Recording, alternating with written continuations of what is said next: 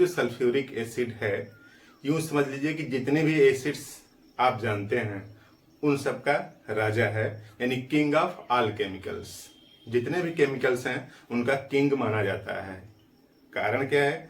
क्योंकि इस sulphuric acid का यूज डायरेक्टली या इनडायरेक्टली सभी केमिकल्स को बनाने में यूज किया जाता है, इसीलिए इसको किंग ऑफ ऑल केमिकल बोलते हैं। तो ये जो सल्फ्यूरिक एसिड है, बॉडी के लिए भी इसकी जो मैकेनिज्म है, फिजियोलॉजिकल मैकेनिज्म है, उसको इन्फ्लुएंस करता है और उस टाइप के सिम्टम्स प्रोड्यूस करता है।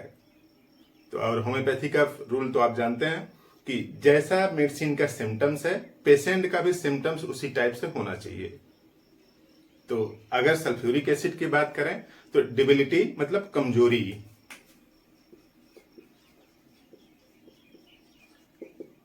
ये हर एक एसिड की तरह सल्फ्यूरिक एसिड भी भी है। यानी अगर किसी पर्सन को अत्यधिक कमजोरी है, डिबिलिटी है, तो आप एसिड की तरफ सोचें कि कमजोरी को ठीक करने के लिए कोई एसिडिक कंपोनेंट्स की मेडिसिन ज्यादा सुटेबल हो सकती है ना। तो ये जो सल्फ्यूरिक एसिड है इन्हीं सब के लिए अच्छा। तो देखिए जो डिबिलिटी है खास तौर से इसका डाइजेस्टिव ट्रैक्ट में है। डिबिलिटी किसमें है? डाइजेस्टिव ट्रैक्ट में है, यानी इसका जो डाइजेशन वाला जो सिस्टम है वही कमजोर है। यूं समझ लीजिए कि अगर डाइजेस्टिव सिस्टम कमजोर है तो शरीर को पोषण ठीक से नहीं देगा, और अगर पोषण ठीक से नहीं देगा तो कमजोरी तो इसका रिजल्ट आएगा ही आएगा। तो यहां पे जो डिबिलिटी है खास तौर से किसमें है? डाइजेस्टिव ट्रैक्ट में है। इसका पर्सन जो होता है, डाइजेस्टिव ट्रैक्ट इतना कमजोर है कि ठंडापन महसूस होता है। ठंडापन महसूस होता है, इसलिए कुछ भी पीता है वो तो उसमें कोशिश करता है कि कुछ स्टिमुलेंट मिला दे, जैसे शराब मिला के पीता है ताकि उसके पेट को आराम रहे। तो स्टिमुलेंट की क्रेविंग है इसमें। ऐसे लोग जो एल्कोहल ज्यादा यूज करते हैं तो उसके पीछे का रीजन ये भी हो सकता है, ये तो वही बता पाएंगे कि क्या रीजन है। तो सल्फ्यूरिक एसिड का पेशेंट इस तरह से है उसका कि पानी पीता है तो पेट में ठंडा सा लगता है, तो उसमें थोड़ा सा एल्कोहल मिला के पीता है ताकि पेट कंफर्टेबल रहे। यानी यूं समझ लीजिए कि जो डाइजेस्टिव ट्रैक्ट है वो कमजोर है और वही पूरे शरीर के पोषण को इन्फ्लुएंस करके कमजोरी उत्पन्न कर रहा है। सिम्टम्स कई टाइप के आ सकते हैं या आते हैं। सिम्टम्स की अगर बात देखा जाए तो देखिए लिखा है डिबिलिटी कॉमन टू एसिड्स। जितने भी एसिड्स हैं उनको डिबिलिटी यानी कमजोरी कॉमन फीचर्स है, और specially in the digestive tract. प्रमुख रूप से सल्फ्यूरिक एसिड की जो डिबिलिटी है वो डाइजेस्टिव ट्रैक्ट की वजह से है। Water cause coldness in the stomach. जो प्योर पानी है पेट में ठंडा सा लगता है तो थोड़ा सा अल्कोहल मिला के पीते हैं साहब ताकि पेट को कंफर्टेबल महसूस हो। That's why must be mixed with liquor. Alcohol मिला के पीते हैं, क्रेविंग फॉर एल्कोहल है, विस्की है, इस तरह से। तो अब जो भी शराब पीते हैं तो उनके जो पीने का पानी है उसमें आप चुपचाप मिला के दे सकते हैं बिना उनको बताए हुए। 15 से 20 बूंद मिला के दे दें, धीरे धीरे उनके अंदर जो सिम्टम्स हैं वो ठीक होंगे तो क्रेविंग भी कम होने लगेगी। और ट्रिमर एंड वीकनेस, कमजोरी इतना ज्यादा है कि हाथ कांपने लगते हैं, इस तरह से। ट्रिमर और weakness, everything must be done in hurry, यानी जो भी करना चाहते हैं जल्दी से करके काम फिनिश हो। कमजोरी में जल्दी से काम करके काम को फिनिश कर देना चाहता है क्योंकि उसको पता है कि थोड़ी देर में हम थक जाएंगे, तो सब कुछ जल्दी में करना चाहता है। और खोपड़ी के अंदर ऐसा लगता है कि जो ब्रेन है वो ढीला हो गया है, चलता है तो इधर दाहिने बाएं लड़ता है इस तरह से। Sensation as a brain is loose in forehead, जो आगे खोपड़ी है इसमें जो अंदर का जो पोर्शन है, जो ब्रेन है, वो लूज सा हो गया है, चलता है तो दाएं बाएं लड़ता है इस तरह से। And falling from side to side, ब्रैनिया में भी ऐसे होता है। ब्रैनिया का कारण क्या है कि हेडेक है, फीवर है।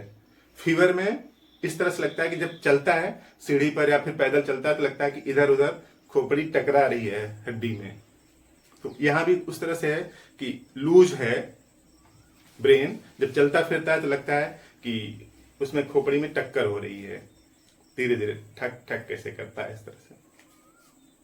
और कमजोरी इतनी ज्यादा है, इस वजह से थोड़ी सी चोट लगती है तो गैंग्रीन में बदल सकती है। देखिए लिखा है tendency to gangrenous followed by mechanical injury. थोड़ा सा चोट लगी और वो इतनी भयानक और बड़ा रूप ले लेती है कि फाइनली वो गैंग्रीन में कन्वर्ट हो जाती है। अगर ऐसा है तो सल्फ्यूरिक एसिड के बारे में सोचें। और लास्ट सिम्टम्स है परप्यूरिया हेमरेजिका, मींस कमजोरी इतनी ज्यादा है कि हेमरेज हो जा रहा है स्किन के अंदर।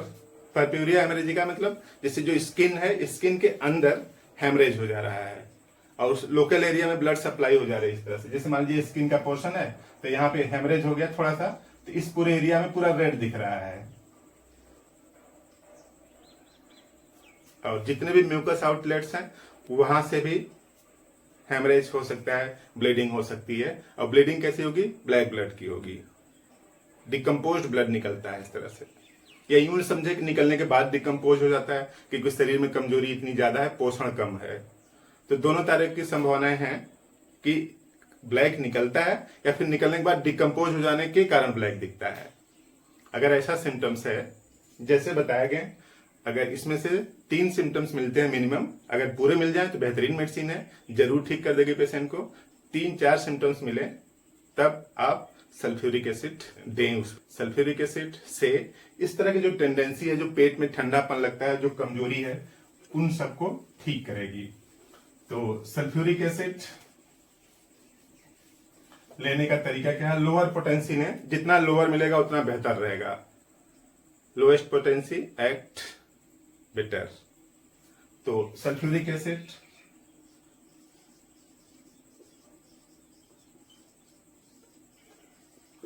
क्यू मिल जाए तो ठीक है, नहीं तो 6 लीजिए, क्यू पावर के यानी मदर टिंचर, या फिर 6 पावर के आप लीजिए। इसका 15 बूंद हाफ कप पानी में घोल के